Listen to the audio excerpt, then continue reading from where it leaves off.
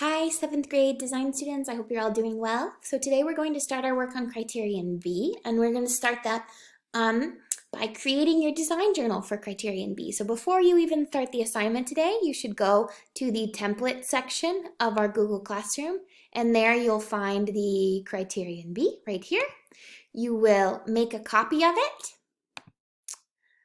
to save as your design journal, and the name you will use for that copy is your name, Criterion B, Design Journal, Unit 4. This way you will keep it safe and you'll be easily able to find it and you won't lose it for the unit. So today, the work you do today, you will insert right here into this section, Task 1. So all the work you do today will go here and you will document your work here. Remember, you will not be submitting this design journal until the end of Criterion B. You'll slowly work through it as we go through each day, and then you will upload just photo evidence of your work on it each day. So you're not turning it in yet. You're not submitting it on Google Classroom. This is just for you to work on during Criterion B. Okay, so let's get started with what we're doing today. So what we're doing today is creating our list of design specifications. So let's go here and take a look at this document here.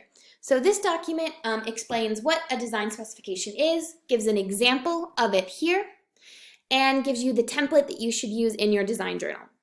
So you will copy this chart over into that task 1 area that I just showed you in the design journal. You'll copy this over there, and that's where you will record your work for task 1. So to backtrack, let's go over the design specification. So a design specification is the full list of your success criteria that your design needs to have to be successful. So this means it's the list of standards that you think your design needs to be good, to be successful, to be complete. So in this case, it's all the different components and features, functions and materials that your sustainable home has to have to be a successful sustainable home for the family that you chose and identified in Criterion A. You're going to create a list of specifications of standards that your house needs to meet to be successful based on the research and the ideas that you did and gathered in Criterion A.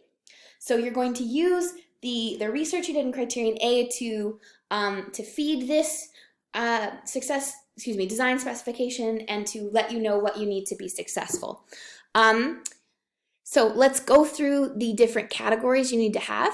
You need to have aesthetics, function, materials, and customers. So aesthetics are things like the appearance, the shape, the texture, the finish, the layout of the home. Those are the aesthetics. When we're talking about the function, this means what things in the home have to do, what are its purposes. This means you should consider the whole house and different components of it and how they relate to sustainability. This is where you'll really show off all the sustainable features of your home and their function. In the materials category, you're going to consider what materials are available in Albania and which ones are sustainable. And then you'll also be thinking about your customer. So that means who's it for, their age, their gender, maybe their socioeconomic backgrounds. That means their ethnicity or the types of jobs that they have, and how the different pieces of the home are intended to help each person. So if you said that it can't have any stairs because of old people, maybe the people who are going to live there are elderly and stairs are hard for them. That's something you'd put in there. That's how the different parts of the home are intended for those people. So to reach the highest level of achievement in creating your design specification, you have to have multiple success criteria in the categories of each of those: aesthetics, material, function, and customer. So that means you have to have at least 4 or 5 standards for success in each category. So that's what it means by multiple. There's not going to be a specific magic number, but if you have less than 4 or 5 in each section, you're probably not describing or setting your standards high enough for yourself. So you need to do that. Have at least 4 or 5 in each section, at least.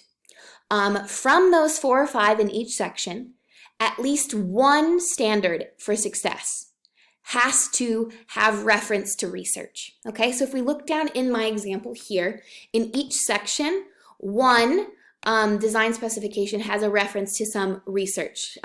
Clearly mine are not finished, but this is just as a guide to show you what I mean.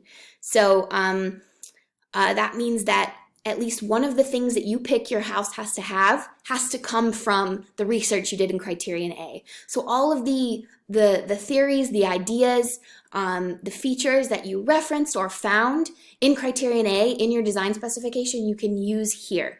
So we're talking about function. That means you need to be referencing articles that maybe talk about the different functions of materials or how they would best be used for this type of home and maybe in this type of climate. When we're talking about materials, you need to reference an article that talks about what materials are best.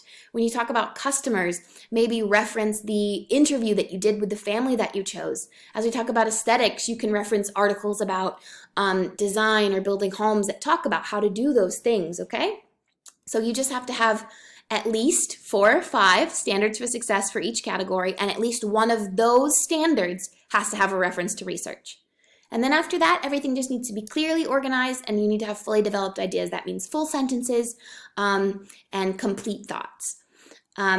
So that is what you're doing with your design specification. We're spending today and Friday working on it. You will submit evidence that that you've completed your design specification on Friday, and you'll do that using this or by Friday. If you finish today and you're all done, great, then you can enjoy Friday, but I've given you today and Friday to work on your design specification. You will use this document here, evidence of completed design specification. You'll click on that, and just like we did in Criterion A, you'll take a screenshot from your design journal of your when this template is finished. Take a screenshot of it being finished in your design journal, and you'll insert that here. Remember, we're not turning in your design journal because I don't want you to lose access to it. So once you finish all that and you're done, that's it. That'll be our last task before spring break. So we'll start up with developing design ideas, so sketches after break. If you have any questions, you can email me, but I will be online during our class time on Friday for a short period of time to answer any questions if you need it. Have a great rest of your day, and if I don't talk to you, have a wonderful spring break. Bye, guys.